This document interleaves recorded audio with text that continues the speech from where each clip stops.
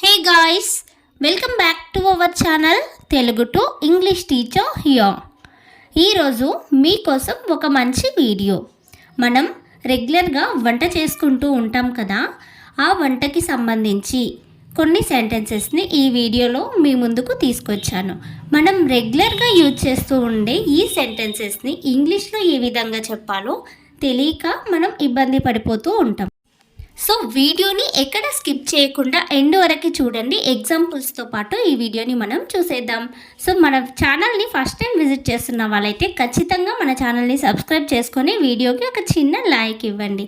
ఇప్పుడైతే నేను ప్రీవియస్ వీడియోలో మిమ్మల్ని 2 క్వశ్చన్స్ అడిగాను కదా, వాటికి ఆన్సర్స్ ఏంటో చూసేద్దాం. ప్రీవియస్ క్వశ్చన్స్లోని క్వశ్చన్ నెంబర్ 1, ఊదడం.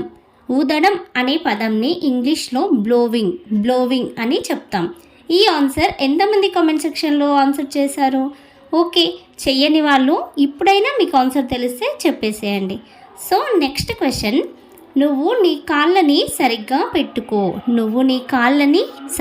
పెట్టుకో. ఈ సెంటెన్స్ని ఇంగ్లీష్లో you put your legs properly ఈ విధంగా చెప్తాం. ఈ ఆన్సర్ని ఎంతమంది కామెంట్ చేశారు? కొందరికి ఆన్సర్ తెలిసినా కూడా కామెంట్స్ చేయరు కదా, అలాంటి వాళ్ళకు ఒక చిన్న రిక్వెస్ట్, మీకు తెలిసిన ఆన్సర్స్ మీరు కామెంట్ రూపంలో తెలియజేయడం వల్ల తెలియని వాళ్ళు కూడా తెలుసుకునే అవకాశం ఉంది. సో ప్లీజ్ మీ ఆన్సర్స్ని కామెంట్ రూపంలో తెలియజేయండి.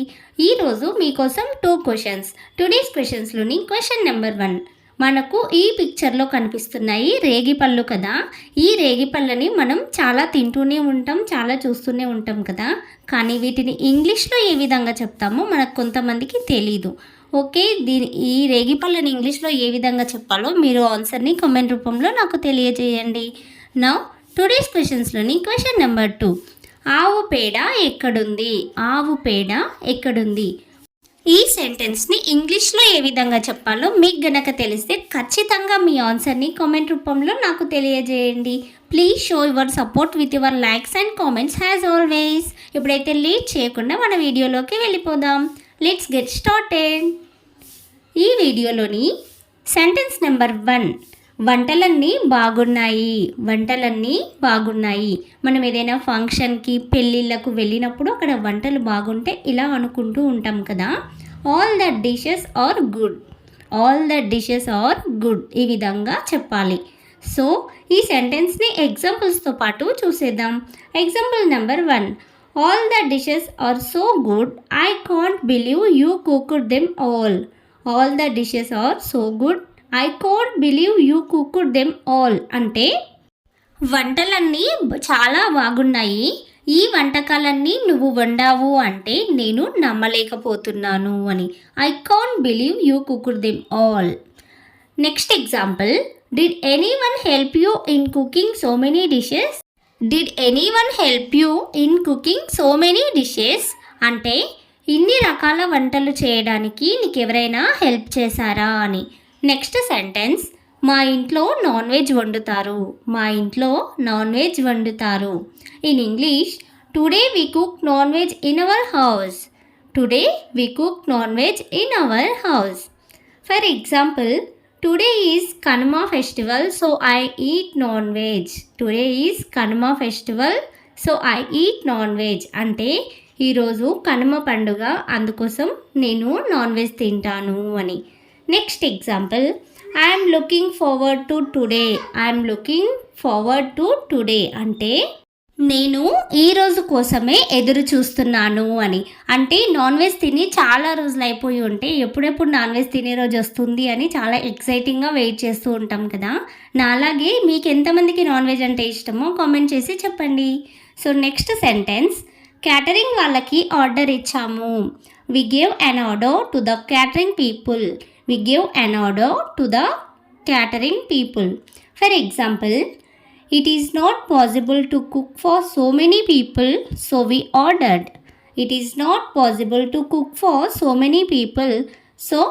ordered. అంటే ఇంతమందికి వంట చేయడం పాసిబుల్ కాదు లేదా సాధ్యం కాదు, అందుకోసమే మేము ఆర్డర్ పెట్టాము అని. Next example, there is no tension to cook so it is peaceful. అంటే వంట చేసే టెన్షన్ లేదు, అందుకే చాలా ప్రశాంతంగా ఉన్నాము అని. నెక్స్ట్ సెంటెన్స్, దగ్గరలో ఉన్న పల్లెటూరికి వెళ్తాము. We will go to a nearby village. We will go to a nearby village. అంటే దగ్గరలో ఉన్న పల్లెటూరికి మేము వెళ్తాము అని. For example, I hear the festival is very good in the village, so let's go there. I hear the festival is very good in the village, so let's go there. అంటే విలేజ్లో లేదా పల్లెటూర్లలో ఫెస్టివల్ చాలా బాగా చేస్తారు లేదా చాలా బాగుంటుంది అని నేను విన్నాను, అందుకోసమే మనం అక్కడికి వెళ్దాము అని. Next example, is there any village near buy from your area? Is there any village near buy from your area అంటే మీ ఏరియాకు లేదా మీ ప్రాంతంకి దగ్గరలో ఏదైనా పల్లెటూరు ఉందా అని. నెక్స్ట్ సెంటెన్స్, చల్లగా అయిపోతే నేను తినను. I don't eat food if it is cold. I don't eat food if it is cold. For example, the rice is getting cold, so come and eat it quickly. The rice is getting cold, so come and eat it quickly అంటే rice లేదా అన్నము చల్లగా అయిపోతుంది, అందుకే త్వరగా వచ్చి తిను అని. Next example, I called you a long time ago, but you didn't come, so all the food got cold. I called you a long time ago, but you didn't come, so all the food got cold. అంటే నేను నిన్ను చాలాసేపటి క్రితం నుంచి పిలుస్తున్నాను, కానీ నువ్వు రాలేదు, అందువల్లనే అన్నం లేదా ఫుడ్ అంతా చల్లగా అయిపోయింది అని. నెక్స్ట్ సెంటెన్స్, నీకు నచ్చే వంటలు నేను వండలేను. I can't cook the dishes you like. For example, you say don't like every dish I cook, and that's why I can't cook for you. You say don't like every dish I cook, and that's why I can't cook for you. అంటే నేను వండిన ప్రతి ఒక్క వంటని నువ్వు ఇష్టపడటం లేదు, అందువలనే నేను నీ కోసం వంట చేయలేను అని. Next example, even if the curry is not good, learn to eat it. Even if the curry is not good, learn to eat it. అంటే ఒకవేళ కర్రీ బాగా లేకపోయినా తినడం నేర్చుకో అని. ఇదైతే కరెక్టే కదా. ఒక్కొక్కసారి మంచిగా వండడం చేత కాదు, లేదంటే ఏదో ఒకటి తక్కువైపోతుంది, దానివల్ల వంకలు పెట్టొద్దు కదా. నెక్స్ట్ సెంటెన్స్, వంట ఎంత కష్టమో తెలుసా? Do you know how hard it is to cook? For example, do not talk too much when you don't know how to cook. Do not talk too much when you don't know how to cook. అంటే నీకు ఎలా వండాలో తెలియనప్పుడు ఎక్కువగా మాట్లాడొద్దు అని.